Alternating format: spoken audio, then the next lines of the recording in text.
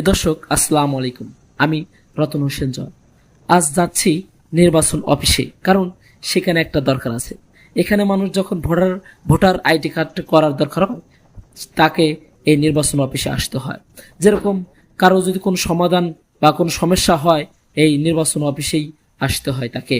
এখন আমরাও একটা সমস্যা নিয়েই এই নির্বাচন অফিসে ঘোরাঘুরি করছি, কারণ আমাদের ভোটার আইডি কার্ড হারিয়ে গিয়েছে।